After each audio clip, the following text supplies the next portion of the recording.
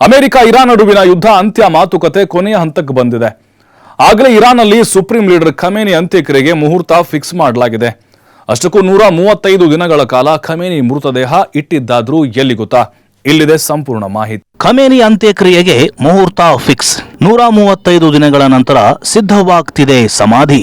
2026 February 28 ಆ ಅಮಾವಾಸ್ಯೆಯ ಕರಾಳ ರಾತ್ರಿ.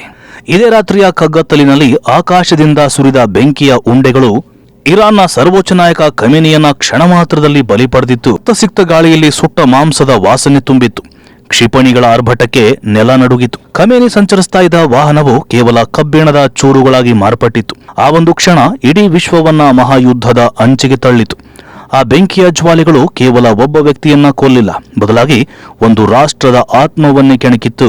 ಈ ಘಟನೆಯ ನಂತರ ಅಮೆರಿಕ ಮತ್ತು ಇರಾನ್ ನಡುವಿನ ಉದ್ವಿಗ್ನತೆ ಹಲವು ವಾರಗಳ ಕಾಲ ಗರಿಷ್ಠ ಮಟ್ಟದಲ್ಲಿಯೇ ಮುಂದುವರಿತು. ಕ್ಷಿಪಣಿ ದಾಳಿಗಳು, ವಾಯುದಾಳಿಗಳು ಮತ್ತು ಪರಸ್ಪರ ಎಚ್ಚರಿಕೆಗಳು ಯುದ್ಧದ ವಾತಾವರಣವನ್ನ ಮತ್ತಷ್ಟು ಗಂಭೀರಗೊಳಿಸಿದವು.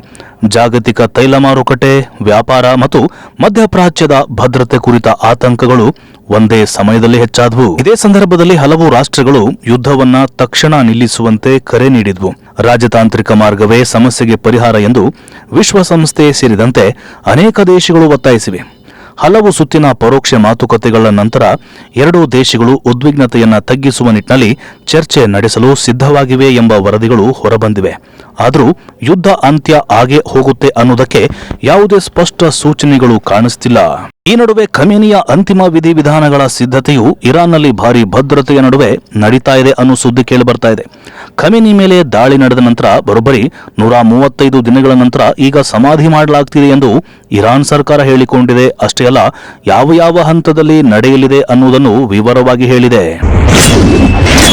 ಇರಾನ್ ಸರ್ಕಾರ ಬಿಡುಗಡೆ ಮಾಡಿದ ಮಾಹಿತಿ ಪ್ರಕಾರ ಜುಲೈ 4 ಮತ್ತು 5, 2026 ಟೆಹರಾನ್ನ ಖಮೇನಿ ಮೊಸೊಲಾದಲ್ಲಿ ವಿದಾಯ ಸಮಾರಂಭಗಳು ನಡೆಯಲಿವೆ.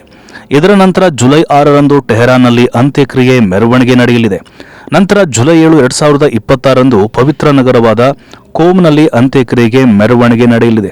ಅಂತಿಮವಾಗಿ ಜುಲೈ 9, 2026 ಮಷಹದ್ನಲ್ಲಿ ಅಂತ್ಯಕ್ರಿಯೆ ಮೆರವಣಿಗೆ ನಡೆಯಲಿದೆ ಮತ್ತು ಶವವನ್ನ ರೆಜಾ ಇಮಾಮ್ ಮಸೀದಿಯಲ್ಲಿ ಸಮಾಧಿ ಮಾಡಲಾಗುತ್ತೆ.